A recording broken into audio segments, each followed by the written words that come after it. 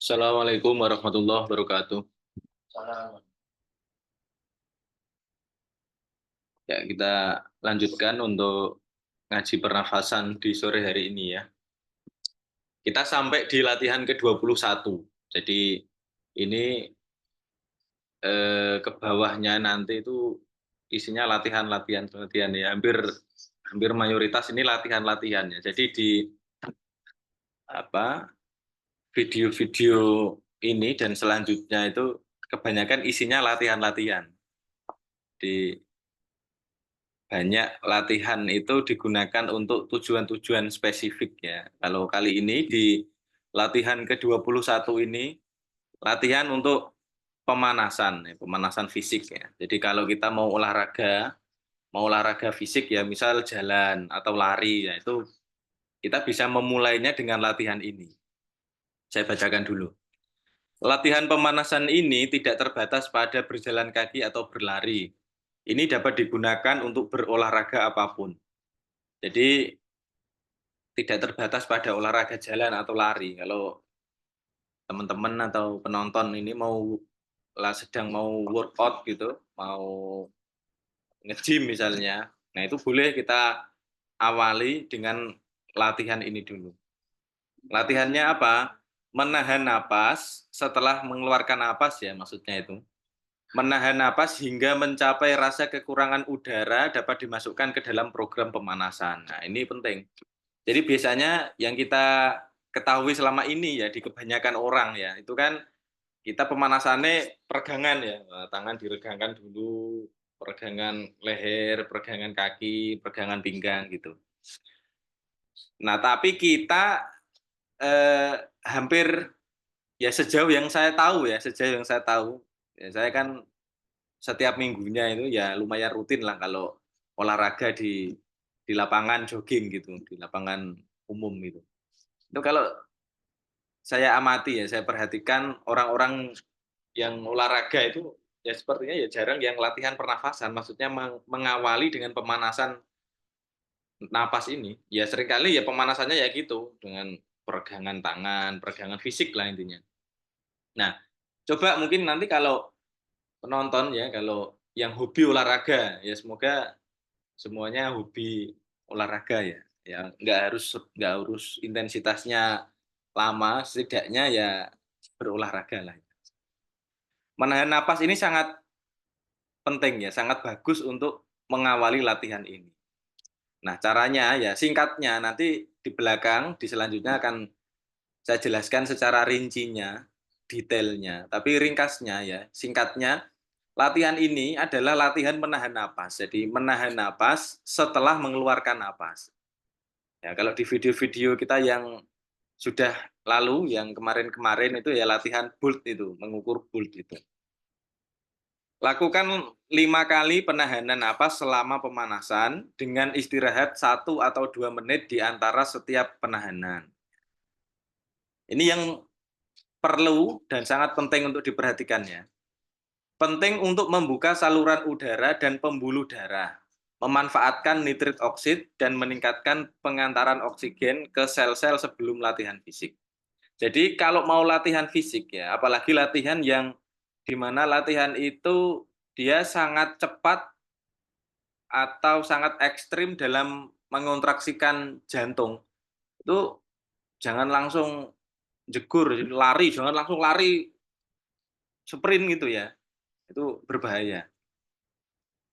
Ya, diawali dengan ini, latihan ini. Jadi latihan menahan napas itu, latihan ini, menahan napas itu fungsinya untuk meningkatkan nitrit oksid di dalam darah ya, di dalam pembuluh darah di dalam tubuh.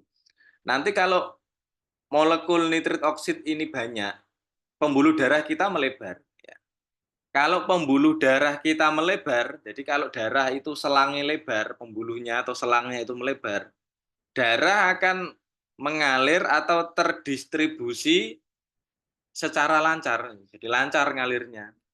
Nah, sehingga karena darah itu lancar, maka eh, organ-organ ya atau sel-sel di tubuh kita itu akan teroksigenasi secara baik atau secara optimal. Nah, jadi apa, kalau kita bisa itu di tubuh kita itu tetap waktu olahraga itu oksigenasinya itu baik, maka hasil workout kita, hasil olahraga kita nanti akan bermanfaat. Tapi ketika tidak, sebaliknya, malah niatnya workout, jadinya malah burnout nanti, malah stres. Ya, karena caranya salah. Kan banyak itu, orang olahraga semangat, nge-gym semangat, latihan bicep, tricep, latihan kaki, pinggang, wah pagi ini jarem. Nah, terus kapok, nggak olahraga lagi. Wah, itu karena caranya, tekniknya salah. Nah, ini apa cara detailnya ini.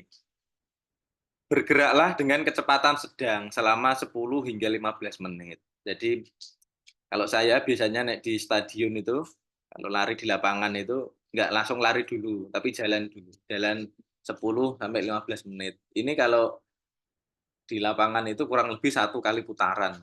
1 kali putaran itu 7 sampai 8 menit kalau jalan. Kalau saya ukur di lapangan yang biasa saya lalui itu 1 kali putaran kurang lebih 500 meter. Jadi kalau 1 kilo itu ya 2 kali putaran. Jadi paling tidak jalan dulu, jalan 1 kali putaran itu jalan dulu 1 kali putaran. Nah, ketika pas pemanasan itu, ya pas jalan pertama itu bernapaslah hanya melalui hidung selama pemanasan. Jadi tetap ya yang paling penting diperhatikan adalah nafasnya melalui hidung. Apapun kondisinya ketika olahraga itu diusahakan itu nafas melalui hidung. Kecuali memang kita sangat apa namanya oksigen oksigen kita sangat terbatas misalnya sangat tipis itu, nah boleh sesekali nanti nafas mulutnya. Tapi kalau di latihan-latihan ini dan secara saya pribadi ya pengalaman ya, itu ya tetap sangat menganjurkan untuk nafas hidung. Selama pemanasan, bernapaslah secara ringan, lambat, dan dalam.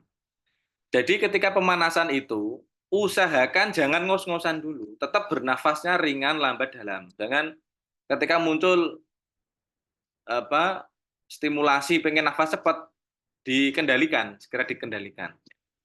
Biasanya itu keinginan untuk nafas cepat itu karena faktor-faktor psikologis kok itu kok. Jadi makanya segera sadari nafas, nafasnya sadari, nah terus nafasnya yang ringan, yang lambat, yang dalam. Ya pas jalan ya gitu, apalagi nah ini latihannya paling bagus itu kalau jalan. Ini yang saya alami ya, kalau saya kan ada latihannya aerobiknya, saya juga latihan aerobik. Itu rada angel memang agak susah. Cuma kalau jalan, nah itu lebih gampang kalau melatih ini. Ambil napas selanjutnya ini ya, ambil napas yang lebih penuh tetapi lebih sedikit jumlahnya. Dengan ekspansi dan kontraksi lateral pada tulang rusuk bawah. Jadi maksudnya gini, ambil nafas penuh, tapi ketika pas ngambil nafas itu penuh tapi sedikit. Gimana ya, penuh tapi sedikit. Penuh tapi tipis gitu. Kita ngambilnya jangan jangan nah itu kan langsung memenuhi rongga perut kita ya, rongga rongga diafragma. Kalau nah langsung gitu. Jadi penuh tapi ngambilnya itu sedikit-sedikit. Jadi nah, ketika mengambil nafas langsung kembangkan otot diafragma itu, langsung digelembungkan gitu. Nah, itu maksudnya penuh tetapi lebih sedikit jumlah. Jadi kita ngambil oksigennya itu sedikit sebenarnya, tapi rasanya di diafragma sini, di otot diafragma itu sudah terasa penuh. Nah, ditandai dengan apa? Ditandai dengan ekspansi tulang rusuk bagian bawah. Jadi tulang rusuknya berekspansi, mengembang, gitu. Tandanya itu. Nah, keluarkan napas melalui hidung dan cubit hidung Anda dengan jari untuk menahan napas. Jadi kalau sudah gitu, sudah ambil napas, langsung dikeluarkan tuh, keluarkan lagi lewat hidung. Kemudian kalau sudah keluar, dicubit itu hidungnya sambil ditahan gitu biar kita enggak bocor nafasnya, enggak tarik nafas lagi. Atau kalau saya sih kalau sudah bisa, kalau teman-teman sudah bisa, enggak harus dicubit hidungnya. Jadi ya tahan saja gitu kan bisa. Nah, ketika sudah menahan nafas itu, ketika sudah dibunteti hidungnya, teruslah bergerak selama menahan napas. Nah, jadi sambil jalan ya, misal teman-teman jalan ya ketika menahan napas itu sudah tahan terus teman-teman jalan. Ketika rasa kekurangan udara sudah terasa, kan jalan tuh, jalan beberapa langkah. Ya ini tergantung masing-masing individu ya. Kalau kalau saya itu kuat menahan nafas itu 30 langkah. Ya, 30 langkah. Nanti teman-teman dicoba sendiri. Dan perlu diperhatikan ini jangan terlalu dipaksakan ya. Karena eh, kalau saya itu dulu awal-awalnya ya, ketika itu sempat hampir saya paksakan, itu di kepala itu rasanya kayak apa ya? Rasanya kayak enteng gitu. Entengnya tapi enteng gimana ya? Jadi ya dirasakan sendiri, harus dirasakan. Jadi nanti di kepala itu rasanya kayak kayak enteng, kayak melayang gitu. Nah, nanti ketika pas sudah kita lepaskan tadi tahanan nafasnya, nanti langsung oksigen itu biur, jadi langsung seger di kepala, langsung melek pokoknya. Nah, boleh dicoba nanti. Mungkin beberapa orang ada yang kuatnya 10 langkah, ada yang 15 langkah, ada yang mungkin cuma 7 langkah. Ya itu no problem, enggak apa-apa. Yang penting dilatih kayak gitu. Minimalkan pernapasan dengan mengambil setengah dari napas normal. Dan minimalkan pernapasan dengan mengambil setengah dari napas normal yang masuk dan keluar melalui hidung untuk 6 kali napas. Jadi kan setelah tahan napas, tadi setelah tahan napas kan teman-teman jalan itu nanti jalan beberapa langkah, misal dapat 15 langkah. Setelah dapat 15 langkah udah nggak kuat. Biasanya di diafragma, otot diafragma ini dia berkontraksi. Dia ngasih sinyal, udah ini enggak kuat ini, udah langsung ayo kita cari nafas gitu, tarik tarik oksigennya gitu. Nah, ketika sudah berkontraksi gitu diafragmanya, boleh teman-teman mengakhiri langkahnya itu dengan mengambil nafas. Nah, tarik nafas. Dan tarik nafasnya jangan nggak usah penuh-penuh, jadi setengah dari nafas normal. Jadi kalau bisanya nafas normalnya itu kalau dihitung durasi waktu itu 3 sampai 4 detik ya itu coba 1,5 atau 2 detik lah kira-kira setengah saja. Itu melatih kita supaya nggak ngos-ngosan. Kalau langsung ambil banyak, nah nanti biasanya ngos-ngosan. Memang agak agak susah, agak berat ini sih, cuma ya memang harus kita latih. Kalau sudah, kembalikan pernapasan ke normal selama 1 atau 2 menit. Nah, ulangi penahanan napas 5 kali selama pemanasan Anda. Jadi kalau sudah gitu, sudah 1 sesi selesai, nanti mungkin bisa istirahat dulu atau jalan beberapa langkah. Kalau sekiranya dirasa tubuh itu sudah enak, wah sudah nyaman nih, ya lagi dilatih lagi.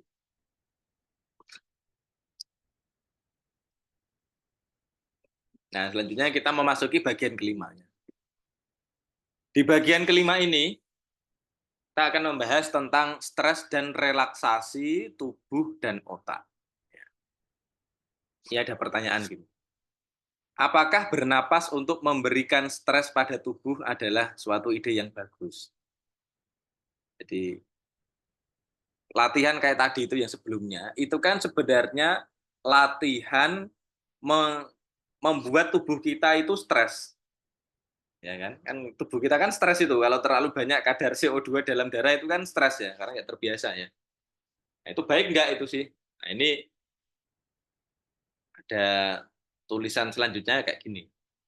Napas adalah alat vital untuk kesehatan, kinerja, dan penguasaan atau pengendalian diri. Ketertarikan pada berbagai jenis teknik pernapasan juga merupakan hal yang baik karena masih banyak kekurangan pengetahuan tentang prinsip dasar pernapasan. Jadi sekarang itu banyak orang itu FOMO. FOMO itu takut takut kehilangan tren, takut ketinggalan tren ya. Ada itu yang sering itu FOMO jogging. Jadi sampai orang itu nyewa joki, joki, joki jogging, joki Strava. Oh, ada itu. Jadi nyewa orang suruh lari, suruh jogging, nanti di screenshot biar seolah-olah dia yang bersangkutan tadi yang lari, padahal joki. Nggak perlu ya, buat apa ya?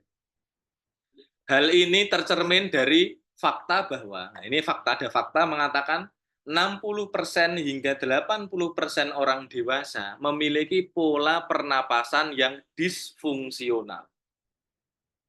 Dewasa itu, ya kalau dalam psikologi ya usia-usia dewasa, kalau saya usia 26 itu ya termasuk dewasa awal ya.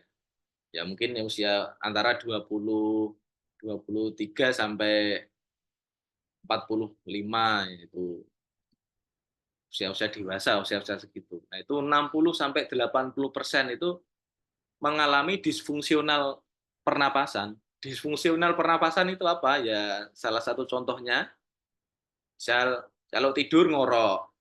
Ya, itu salah satu disfungsional pernapasan. Kemudian sleep apnea, tersedak saat tidur.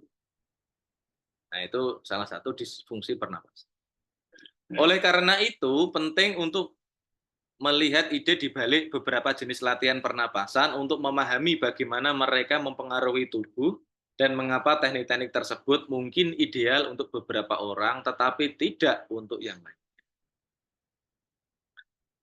Ketika hiperventilasi yang sadar dipraktekkan, dari tadi kan hiperventilasi itu kita terlalu banyak oksigen lah gampangnya gitu. Penting untuk menyeimbangkan efeknya dengan latihan pernapasan dengan volume yang lebih rendah. Dengan kata lain, jika Anda meningkatkan regulasi tubuh, Anda juga perlu menurunkan regulasi. Ini menghasilkan hasil jangka panjang yang terbaik dalam hal biokimia pernapasan dan fungsi sistem saraf otonom. Jadi, kita sehari-hari itu kan seringnya kan hiperventilasi ya, kalau yang nggak sering latihan nafas itu. Jadi, sering nafas cepat. Apalagi kalau sedang mengalami stres tinggi ya itu nafasnya cepat, hiperventilasi. Nah, hiperventilasi itu ya sebut saja kita itu kan kalau kendaraan nggak boleh ngegas terus ya, harus ada remnya. Harus kita latih. Nah, kita latihnya dengan apa? Dengan melatih tadi menahan nafas. Jadi tadi kalau sehari-hari kita sudah terlalu over O2, kita harus melatih menyeimbanginya dengan melatih kadar CO2 di dalam tubuh kita. Nah, melatih ini nanti dalam jangka panjang itu akan memberikan efek baik kepada fungsi sistem saraf otonom kita. Di latihan ini nanti akan berdampak baik terhadap saraf simpatis dan parasimpatis kita. Selanjutnya, ini latihan ke-22. Latihan ke-22 ini latihan untuk keseimbangan ANS atau Autonomic Nervous System, sistem saraf otonom. Latihan ini harus dilakukan hanya hingga mencapai rasa kekurangan udara yang nyaman. Jadi, kalau mau latihan ini, ya, ini dan latihan ke-21 tadi itu termasuk ya. Menahan napasnya harus pada level di mana teman-teman itu menahan napas tapi di level yang aman. Aman itu maksudnya jangan sampai tersiksa banget gitu. Jadi kalau sudah muncul hasrat atau sensasi pengen nafas, ya sudah itu berarti sudah cukup. Dihentikan, segera tarik nafas. Tujuannya adalah untuk merasakan rasa kekurangan udara yang ringan hingga sedang, tergantung pada skor BULT Anda. Dan untuk mempersiapkan penahanan napas yang lebih kuat. Jadi yang penting latihan gitu, nanti lama-lama skor BULT-nya meningkat juga. Kalau skor BULT-nya, kalau sudah sering latihan, nanti otomatis skor BULT-nya meningkat dan menahan napas itu jadi lebih lama, bisa lebih lama, otomatis itu. Langkahnya ini, tarik napas normal, masuk dan keluar melalui hidung, biasa ya. Cubit hidung Anda untuk menahan napas dan jalanlah sejauh 10 hingga 15 langkah. Nah, ini yang normalnya ini, orang normal itu 10 sampai 15 langkah. Nanti kalau teman-teman sudah sering atau banyak berlatih, bisa itu 20 langkah, 30 langkah, bisa 50 langkah, wah jus. Hentikan berjalan dan lepaskan hidung Anda. Maksudnya lepaskan cubitan hidung tadi ya. Tarik napas melalui hidung dan lanjutkan napas lembut atau lambat masuk dan keluar dari hidung. Tunggu selama 30 hingga 60 detik dan ulangi. Sekali lagi, tarik napas normal, masuk dan keluar melalui hidung. Cubit hidung Anda dengan jari dan jalanlah sejauh 10 hingga 15 langkah sambil menahan napas. Dada itu diulangi selama 5 kali. Nah, ini gambarnya ini. Ini kan sambil berdiri ya ini. Nah, ini diagramnya. Jadi 10 sampai 15 langkah, setelah itu berhenti ini 30 sampai 60 detik istirahat, terus jalan lagi sambil menahan napas, istirahat, nah gitu terus sampai 5 kali. Nah, itu pertemuan untuk sore hari ini. Jadi inti pada pertemuan hari ini adalah nafas untuk menyeimbangkan autonomic nervous system atau sistem saraf otonom kita, yakni sistem saraf simpatis dan parasimpatis ya. Dan menguatkan cara untuk meningkatkan skor BULT. Jadi tadi itu salah satu cara untuk meningkatkan skor nilai BULT kita dengan cara menahan nafas dengan berjalan tadi. Cuma yaitu anjuran ya ini sangat dianjurkan bagi teman-teman pemula ya jangan melakukannya, jangan menahan nafas dengan berjalan dengan langkah yang banyak. Jangan. Ya tadi sesuai dengan anjuran saja 10 sampai 15 langkah saja. Jangan dipaksakan, intinya jangan dipaksakan. Karena ini adalah latihan. Jadi latihan itu tidak dibutuhkan sekali latihan durasinya lama dan panjang gitu tidak. Tapi sedikit-sedikit hanya yang penting adalah konsistensinya. Jadi sedikit-sedikit asal konsisten nanti lama-lama akan meningkat pula. Ya, itu untuk pertemuan di video kali ini. Terima kasih. Assalamualaikum warahmatullahi wabarakatuh.